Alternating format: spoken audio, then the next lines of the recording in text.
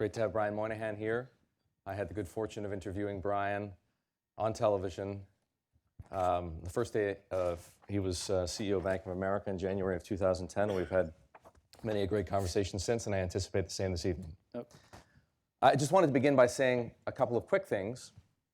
When I and my colleagues here at Bloomberg interview Brian, we typically ask things about the business, the economy, and the outlook. And the reality is we rarely, if ever, focus on diversity and inclusion. So that's what he and I are going to talk about tonight, rather than let the conversation get crowded. If you people would like to ask him something else, or if you'd like to ask him questions about these issues, you'll have your chance, because we'll have a Q&A session after Brian and I conclude our conversation. There are mics in the crowd. If you raise your hand, I'll point to you and somebody will run a mic over to you and you'll have your opportunity to ask Brian directly. But without further ado, I'm going to dispense with the typical housekeeping items. You know what they are. So without further ado, Brian, you've led people may not know this, you have led the Global Diversity and Inclusion Council at Bank of America since before becoming CEO, which in and of itself is unusual given where you are now. Why remain in that role when you have an $85 billion company to run? Well, I think that companies follow signals, and if I would have changed out, it would have given a signal that somehow this wasn't important enough when I became CEO. And I also really enjoy doing it with a team. And so it's 30 or so senior executives from lines of business, gives me a chance to hear about things a little differently. And it just never occurred to me, honestly, not to do it. And because I thought this is something to carry forward. So it's been interesting. And my role with it, Christine Katz, who Peter mentioned, is another executive I brought on to sort of be a vice chair. And we have vice chairs are the teammates in the council, but I asked them to come on to help, her to come on and help and make sure the management team is getting as much interaction. But it's a great council. It does a lot with governing our company on these issues, and it has it's an overall board, but also goes in and puts pressure on the lines of business or units to achieve their goals way down deep in the company, and whether it's on diversity and inclusion, training, network support, all the things. And so being on it helps me understand that, but it just never occurred to me not to be on it, honestly. Why is it important to you, and what are you hoping to achieve? Well, the way that we talk about what we're hoping to achieve, everybody here is committed to the reason why we're here.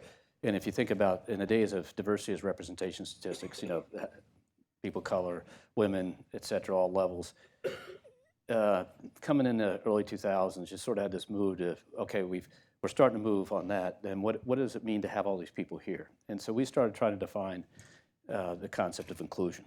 And we went out and did some research, are there any measurements of the inclusion? And so there is a D&I index out that we actually have calculated that we can correlate to how things work. And so the long way around your answer is that the reason how we define what we're trying to achieve is how we define inclusion. We want every teammate to be able to come through the door to work in a day and not have to leave at the door who they are.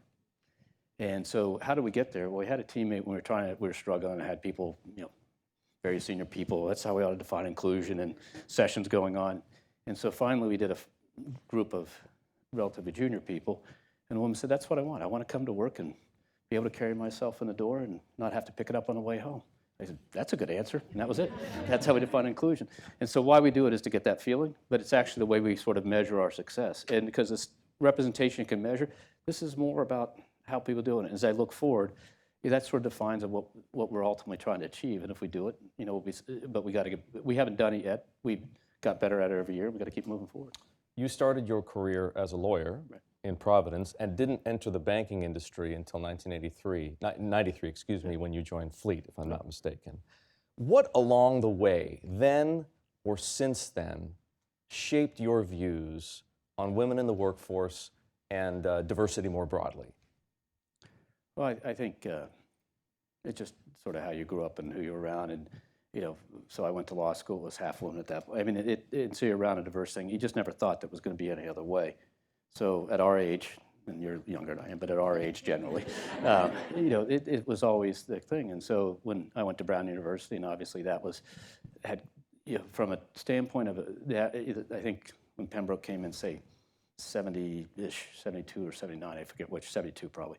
It came in, you're already 50% men and women. So you grew up in an atmosphere that was already diverse, and then what you couldn't fathom is that atmosphere wouldn't continue. And so you just never, I honestly never thought it'd be a different way. And also having three sisters, they remind you it wasn't going to be a different way. So I just never conceived it would be different by that. Now, it's evolved, though. When you the world today is a different place than it was. When you get into it, you see it is different. 84. And then the question is then how disciplined you have to be to drive to that difference. So law struggles a lot with diversity. Our legal department's 50% women, top to bottom. And so so when the general counsel comes and talks about diversity goals, he's like, I'm already half women, where do I have to go?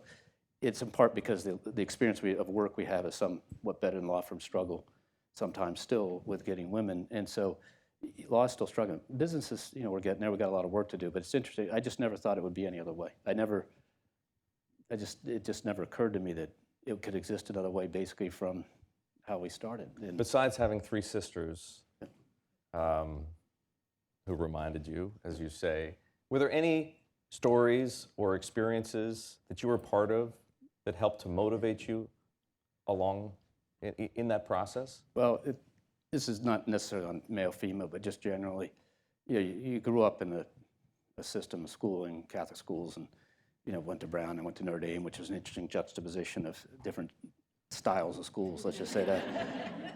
But I always remember there's a fellow, a Professor Rhodes, who actually passed away not too far in the past here.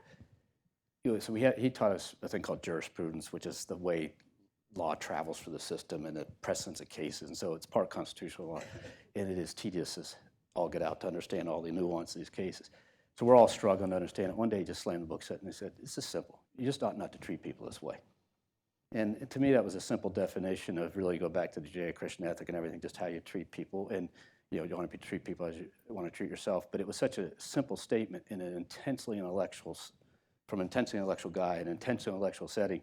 We've been struggling through, how does Brown versus Board of Education fit with this one, fit with this one, fit with this one? He just said, you can figure out all the rulings if you just think about this. People shouldn't be discriminated against the lunch counter or go to a school. And if you just ought not to treat people this way, it'll get you through and you'll be able to figure out how every case was decided. And in reality, that's a fairly straightforward way to think about it. It sure is. Bank of America publishes a diversity scorecard on its website. You should all take a look at it. Not all banks do, so on its face, it's commendable.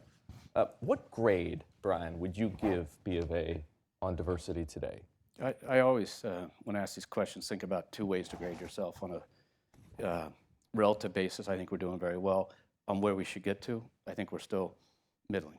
And not because we're not doing well relative, we're just not all where we want to go. In absolute terms. And I define it's interesting because one of the things I always say to our Diversity Inclusion Council is it would be wonderful if you didn't have to exist.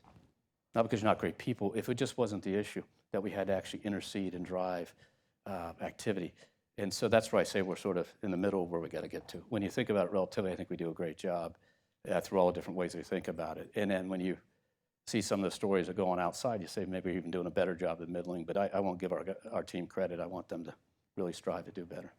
You mentioned earlier the D&I index that you encountered when you first started thinking about this. Measurement is a critical part of the process. Otherwise, you can't know if you're making progress or if you're making it fast enough. What metrics matter to you the most when it comes to trying to gauge your progress on these issues? Diversity, inclusion, equality, all the above. We do a few things. So as Peter said earlier, when we came to the crisis and had to redo the board, one of the principles that the board had and I had, which was we were going to make sure the board moved in the right direction of diversity. And so think about needing to get banking experience and going back to the debate about CEO versus non-CEO and all that, and having a company with our scope and size and thinking about who could sort of be credible to the constituents. We had to prove that we were going on good directors, and we found we were able to put on 4 women in a time that we had to move fast just by saying that's what we were going to do. And so part of it's just, so we're at the 30% level and we'll move forward from that over time. So you got to measure it at every place. We measured the board, we measured the senior leadership, you measure it all the way down through. And so the D&I index is actually part of our employee survey index. So it asks a few separate questions. We asked like 50, 60 questions. But what they do is they take the answer to a few more. The most common question is, feel free to speak my mind without fear of negative consequences. And we can benchmark ourselves against the outside. So D9 index has a little bit more of atmosphere. There's a bunch of questions around that where the employee's satisfaction has a different, but that's how we measure the broad population, and we can measure that down to 10 people. So we have that plotted against everybody's hierarchy. And then we measure statistics, we measure the index, and then we measure movement, and we measure, but it's all discipline. So you start from the top all the way through, and it's on every quarterly business review, and it's measured fairly deeply. So that's how we measure it. I mean, it's diverse slates and all that stuff are a part of it. Commercial banks in this country typically employ more women than men. Not something I knew until I started to look into this. And that is the case at Bank of America. But it doesn't tell the whole story, as you're well aware. In positions of, let's call it executive authority or senior management responsibility, which typically are the best compensated jobs at a bank like yours, there are invariably more men than women. And that too is the case at B of A. In fact, in those top level positions, men outnumber women 2 to 1. Why is that?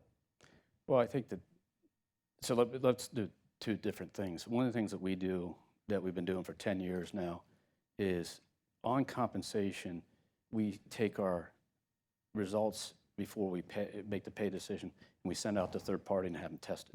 We've been doing this for 10 years. And so we test position to position. So if you were in a position, a female is a position, or we're testing for everything. And we find a few cases every year and we fix them. And then we go talk to managers and say, we couldn't explain this any other way, from performance, from heritage, from length of time, position, all these different factors.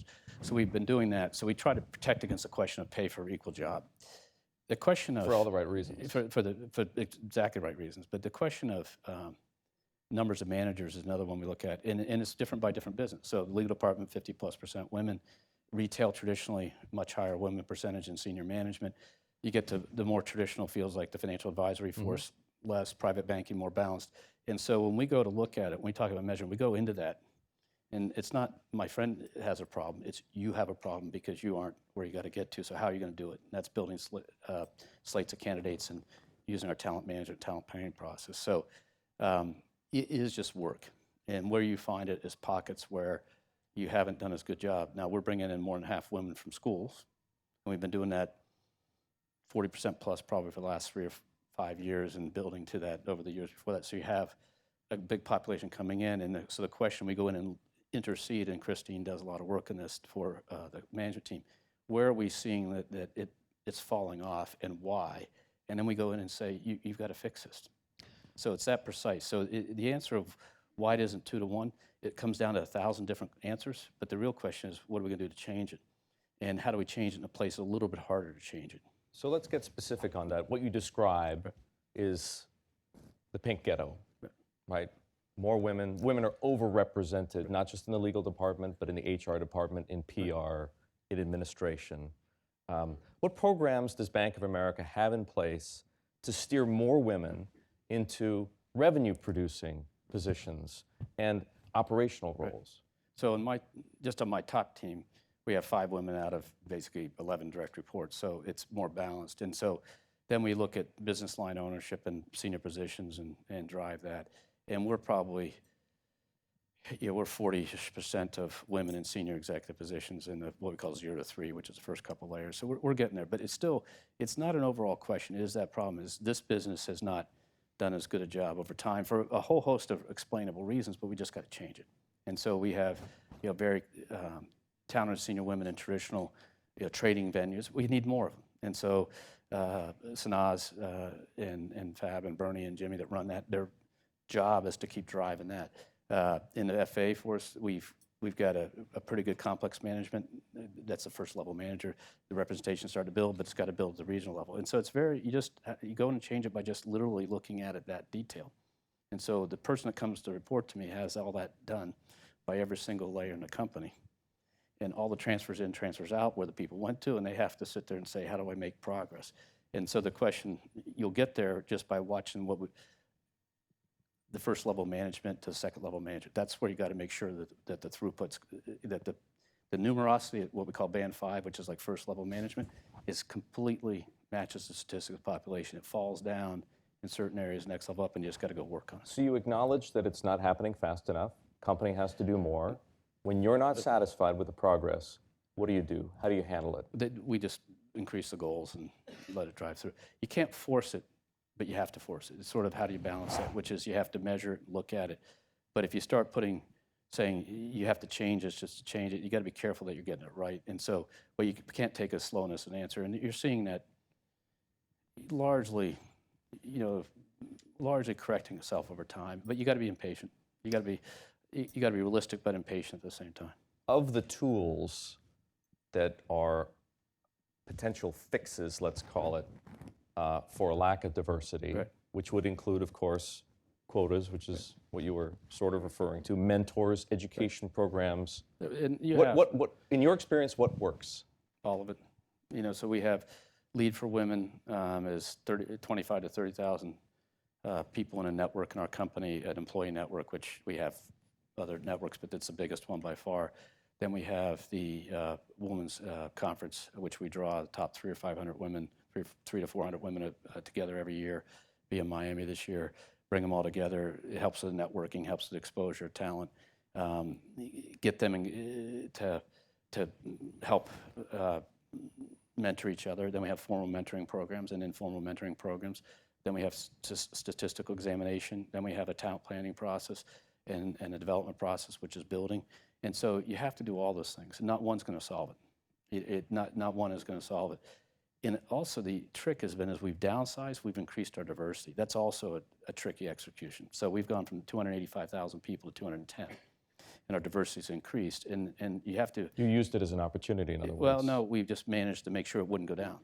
So you actually watch all the different changes that go on applied in, 70,000 people change to make sure that you never gave ground. And that takes careful watching. And our team, Sherry Bronstein runs HR, and her team, really have to be on top of it, because otherwise if you just push down the system, going to your point, if it's not as representative as you want in certain layers, it'll just push through. So you have to make sure you maintain it. The other area is technology. We're more diverse than an average technology firm by a lot in our technology function, but it's still an area you're developing leadership skills, and especially in the management of pure coding. Operations process, very diverse. Project management and work around it, but the pure coding, sort of through the pure technology development, we're continuing to develop that scenario. We continue to make progress. So coding, yeah, the shortfall there, perhaps the trading floor, not well represented enough. It's the management of those businesses, not the representation at the level of people. So we hear, Brian, all kinds of arguments for why banks should hire and promote more women. Right. They make better risk managers. Right. They generate higher returns. They're less greedy. Is that true? Yeah. I don't think that's any good reason. It's half the population and half the talent base that you're dealing with. And all those are interesting sideshows to the real reason, which is, are you going to draw your talent from one half of the population? And if you think you're going to get what you want, if I put any analogies out there, put that you're in an NBA draft, you only get to choose half the people, and the other people get to choose all the people, who's going to come out better? You get 5 picks out of the top 10, the other person gets 10 picks.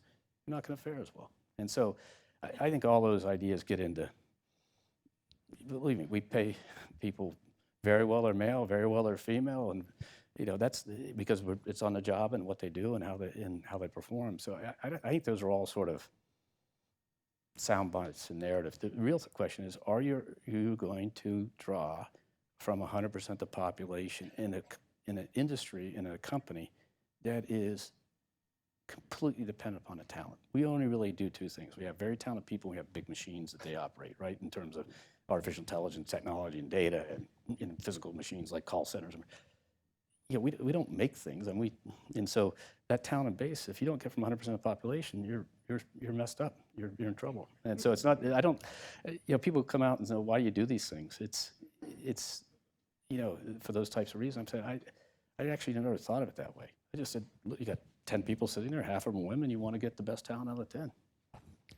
Let's zero in, if we can, on the uppermost echelons of governance and leadership, what got the 30% Club started in the first place. I looked at the representation of women on the boards and management or operating committees of America's 6 biggest banks, the usual suspects. And on boards, 19 out of a total of 80 directors are women. And on management and operating committees, just 19 out of a total of 101. Right. Now, it must be pointed out, B of A scores better. The percentages in both cases are better. But acknowledging that, are there simply, and I'm asking you to speak for the industry here. Isn't that enough to acknowledge that? You're going to ask me to answer for all my colleagues at this point? I am. I'm asking you to answer for the industry. Are there simply not enough capable, qualified women out there to fill those roles? It is discipline.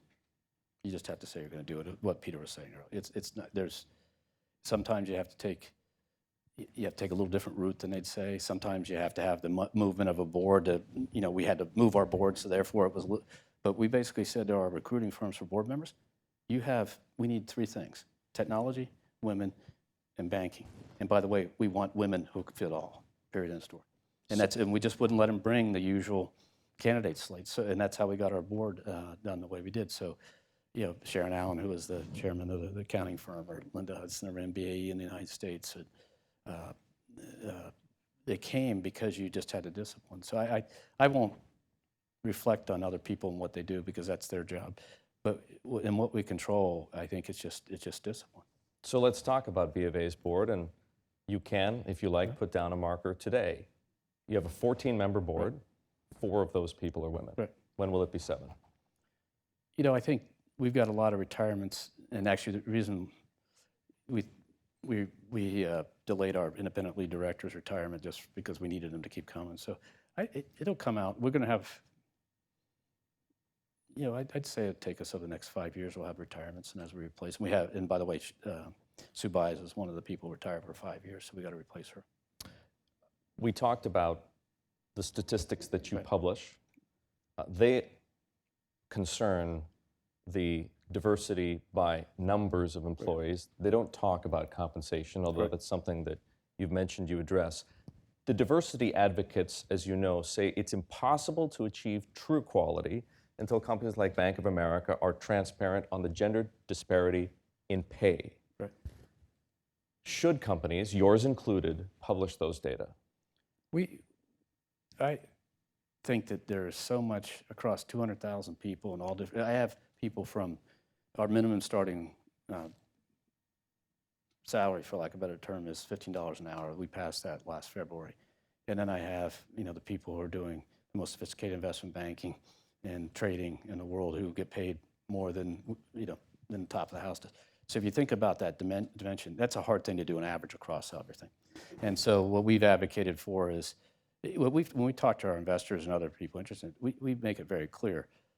The way we actually make sure this doesn't work is we do have a great internal process. Then we take that whole process and give it to somebody who has no stake in how we got here other than to measure and pair comparisons exactly the statistical variation of payment for positions, et cetera. That's a better standard than to take some ratio across the whole thing and say, there's a number. So how do you introduce transparency into that process so people know you're doing it and believe it's happening? I run a retention rate of 95% plus among senior managers in our company. I think that's the acid test.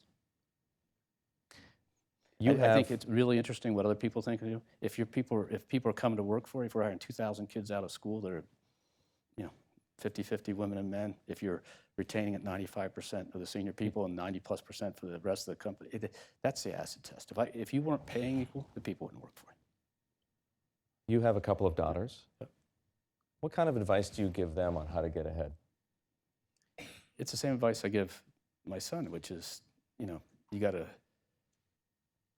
be intellectually curious, never stop learning, because the minute you leave college, you start to deteriorate. You got to read. You got to learn about stuff that's not necessarily entirely relevant. You got to read, you got to learn, and you got to do it. But it's no different from what you tell your son. And then when you're in the office, I always say, remember, when your boss asks you to do something, there's a reason, typically. So make sure you get, the more you do what the company needs you to do, the closer you're going to be to important things, and that's how you make progress. But I don't, you always worry about potential actions, discriminatory actions, stuff like that. But I'm assuming that the companies they work for only one works, the other one's still in college. So, we'll be as good as our company. And if I hear anything different, I'd let her know to do something different. But I think it's really, you shouldn't. I don't think I make the distinction thinking about how they should approach their job. You got to learn. You got to have just intellectual curiosity. You got to figure out what's important to the company, your employer, because they can be broader in companies. You got to go out and execute on that. You shouldn't turn down an assignment, not on a work-life balance question, but you shouldn't turn down an assignment that's not interesting enough because nobody would ask you to do it if it wasn't a reason. And those are the advice I give everybody. And and never worry about the 15th step down. The one piece of advice I give is if you start thinking about where you're going to be in 30 years and trying to do chess pieces, you're going to be disappointed 29 of the 30 years. So let it come at you and make choices and set yourself up for more choices. But a lot of kids want to come to me and say, geez, you made CEO, how can I go from here to there? And you're saying, with 30 years. It's going to take some time and you're going to have to learn some different stuff. Or there's a lawyer that's leaving law. I left law in 1993. It says, I left the law and I want to go be a business, run a company. You're saying, well, I got lucky because somebody said come out of law and gave me a business job. You got to figure out how you get people to support you that way, and so, but, don't get so disappointed if something goes a little sideways. I lost my job once, things like that. I mean, if you sit there and say, if I don't go this step, I'm going to be, my career's over, you're just missing the point. These issues we're talking about tonight, Brian, are important to you. Yeah. They also were important to President Obama and many of the people around him. I'd like to know, what are you hearing from the White House, and who there do you see taking a leadership role on this matter? There's work going on a lot of things with various pieces of it, but I would make one key point. When you're an institution that's been around for 230 plus years, we've been through some tough elections. That one in 1800 that they wrote the play about was pretty interesting. And we were 16, 20 years old or whatever it was at that point. This is, so our job is to run the company the way we're going to run it. And we had I was on the diversity council before, was the lead of the diversity council when George W. Bush was still president. I was on a diversity council when Clinton was probably president, if I think back to 95, 6, whatever it was, whoever was president ever got the. And so I don't ever look. Now, do we help? Yes, absolutely. So we help on women development, which some people are working on now. We'll help on apprenticeship development. The business community is working hard to help on apprenticeship skills gap, things like that. Not a question. We're going to help and help drive it, no matter. But the goal regardless of what the tone at the top is. How we run the company, is how we run the company. When I go out and with my management team and we bring in the talent and put them in a room, we don't talk about, we have regulatory frameworks we have to deal with, but it's how do we do the right thing? How do we promote the people? How do we drive it? When we're talking about talent-based ideas. Mm-hmm. And so I think the job of the business community is to drive this, because we actually, I think in other environments, they're regulating this. I think that's the wrong thing. I think Peter's initiative started 3 years ago, said, you know what, we're just going to agree to get to one level. And, you say 30%, why isn't it 50? Well, we got to get someplace before we can get the next place. And so you build it up. But the business community will answer this question far before somebody trying to legislate it will. So I think it's just us as a company do what we're supposed to do, and I think us as a business community do what we're supposed to do. So I don't get caught up. Now, anybody that needs our help and our advice, we're there to give it, no matter where they are. Governors, mayors, whoever will help. Brian, who is so generous with his time, has somewhere else to go this evening. So while I could continue asking him questions, and I know he would answer them, I'd like to open up the floor to those in the audience who'd like to ask Brian Moynihan a question. Thank you, Brian. Kristen G. Russo from Brown Brothers Harriman. So I thank you for representing the banking industry in such a favorable manner. And by the way, that's where my daughter works, so be careful over there. I'll have to meet her. Where is she? What area? I won't expose her. Okay, okay.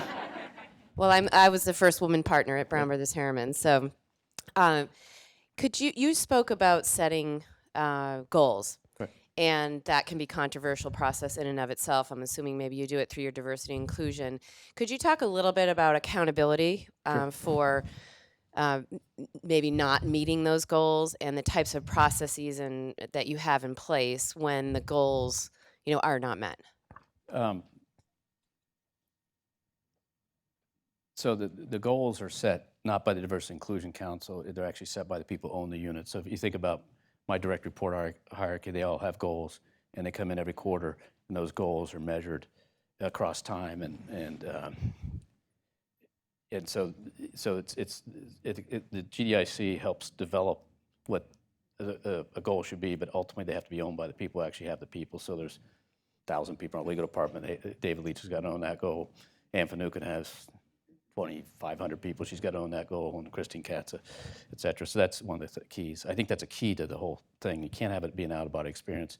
Then we measure down the things, and I'd say two things. One is I always ask my team that they have to do in their personal development plan, they have to do one or two things that only they can do on diversity. They can't assign to anybody else. So sponsor a person, network and stuff. I think that keeps their head in the game as to what it might feel like to be one of their executives are asking. And I think that's a good practice. I've been doing it for 15 years. And then we look at goals. I'd say what happens when people are down the chain, if they consistently don't meet them, they just sort of disappear in the night, quite frankly. Because what will happen is you're saying they just don't understand what the company stands for. And they'll get eaten up by their peers, they'll get eaten up by their subordinates, they'll get eaten up by somebody, but more and less they just kind of disappear over time because we are pressuring them and they're not making it and they see it and then they disappear and go to work someplace else typically. So it kind of takes care of itself just by exposure. And then with the D&I index in the employee satisfaction scores, the D&I scores, when we do our talent planning, so imagine I'm sitting on one of my direct reports and I'm down 2 levels below. I've got by the individual person, which can be sizable units, their D&I scores and their employee satisfaction scores. And you can kind of say that over the last 2 or 3 years, you can say these people aren't making improvements, what are you doing about it? And then it's in the compensation, it's in things. But I'd say in terms of true accountability as the job, they tend to just disappear over time. But it's taken account in compensation on an annual basis, but I'd say that they disappear because they can't be successful. I know we had another question over here. Van Orsdale from Bloomberg, and my question is about how you measure inclusion. You talked about defining it as people being able to bring their whole selves to work, and you talked a little bit about surveys and also about retention. Is there any other either hard or soft data that you can use to measure if people are really able to feel included the way that you've defined it? The actual index is 4 questions so when we do our employee delight and satisfaction scores, it's 3 questions of which we use the average to get to a score. It's a method that's used commonly in surveys. The D&I index is 4 questions that we ask and then weights them slightly differently. A little bit more, more on the atmosphere and a little bit more on the fear to, feel free to speak my mind without fear of consequences. So it's a mathematical derivation of a 1 to 5 score across 4 questions. And that's how we do it. So it's not anything but hard data. How we got to it was we went out and tried to correlate. We went out and asked, did somebody do this? So Sherry and others and Christine were on the council at the time, and we couldn't find anybody that did. We found some things close to it, and then we finally had some people do some sort of reverse statistical work saying, let's look at a delight over time, and let's look at what we statistically think would affect the inclusion, and then they came up with a score. So it was derived from facts. And now we've been doing it for 8 years now, maybe 7 years. So it's so you can see the progression. And at the end of the day, none of these scores are important because there's 72. It's important, are you going from 68 to 69 to 70 to 71, because we do this most of the time every year, and so you just watch it move up. And but by the way, we can go down to groups of 10 people for that. So you're seeing that score. So when I was talking earlier, that might be a couple levels down in the organization. So think that depending on the organization, that might be people managing 200 or 300 people or more. By the confidentiality, we won't go below 10 people, but we'll go down to 10 people. So if a person running a group, they can go all the way down to the last level manager, and if there's 2 groups of 5 in them, we aggregate it together. So it's not like a theoretical question where the fall-offs are. And then we plot employees index, D&I index, and you start to look at the outliers on the low side. And that's, going back to your point, that's where you go in and say, there's intervention needed here. Somebody might be high on one and high on the other, not high on the other, and you can try to figure out what's wrong, but those people are failing along both dimensions. So, Brian, have you figured out a way to isolate diversity's impact on the bottom line? Another pet peeve, I don't think that's a relevant question. Are you going to not serve half the customers in the United States? Or you're not, if you're talking female or people of color and the various representation, and you're not going to get your talent? There is no bottom line. This is one of, so when I became counsel, everybody come in, for years people came in and tried to justify this economically, and I'm saying, why are you bothering to waste our time trying to justify this economically? Look, I can do math with anybody, but I'm sitting there saying you don't have to prove to me that half the population, in the case of male, female, should be excluded from our product services, our thought process, our FAs serving, our U.S. trust executives serving women, our consumer design of products. You're going to exclude half the population, think you're going to be any good? So those things, and I know that some people take a completely different view. To me, it's the most irrelevant question in the world. If you're not going to address half the addressable market from talent and from consumers, you're out of business. I've been accused of asking irrelevant questions before, but not the most irrelevant question in the world. You're working up in my opinion. Another question. After 10 years, you're improving. See? Yeah, there's a mic coming over here. Seriously, on that question, though, there are other people who have a very different view. I just really think it's a waste of time. I think you're over-inspecting something that's not worth wasting time. And by the way, I think it becomes an excuse not to make progress. That's really why I don't like it. Because some of the things you're going to have a hard time justifying economically, and I think it becomes an excuse by people who don't want to do it. That's why I wouldn't entertain it, honestly. So Brian, hi. Should be on. Good. Stephanie Lidke from Citi, and thanks for your time tonight. You're obviously incredibly metric-oriented and very disciplined on this manner, and your numbers show a lot of progress. I'm curious to know if you're looking at all of these women that you have been able to bring into your organization and place in all of these roles, if you're also looking at retention of the women, right? There's definitely something within the banking industry that has led us to a place where women as a population are underrepresented.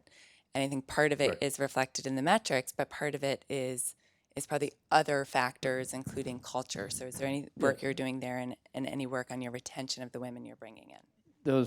So that's what I was saying before. So if you think about it in retail banking, the statement you made just not even close to being true, because it's been very diverse from all for years, just how it got here. But if you go to investment banking, which people use the word banking, it means a lot of things in the company. That's where you get a little. The question is, what's the impediment? And so that's where we started some of the off-ramp, on-ramp stuff, which has to do with not only kids and families and all the different things that you discussed there, but also parents and caring for parents. And so we've tried to build thought processes and programs, some of which are built streetwide, some are built in the company, trying to figure out how to make them work, to figure out that dynamic of what makes people leave culturally, what makes people leave practically, and then trying to figure out ways around that. And so, that is some of the, we've made good progress on some of that, but I'd say that when I talk to Sherry and others, Tom Montag, this is kind of the final frontier. How do you work this out so that this question, I've got to go do something else, and that's and so that's something that I think the industry still has to work on. We've done a lot of good programs, we've done a lot of good things, but you're still seeing 10 years later, after a lot of us did the on-ramp, off-ramp, and things like that, you're seeing 10 years later, you're still seeing people leave, and we got to change the nature of it to make that happen. Now, interestingly enough, if you go every function around that, the risk management for that function, the legal for that function, the HR for that function, you start to see that it's becoming more pinpointed on what's causing people to change, and we have to think that through. And that has, and I'd say that's going back to where I think we're in the middle. Those are places we've got to make progress.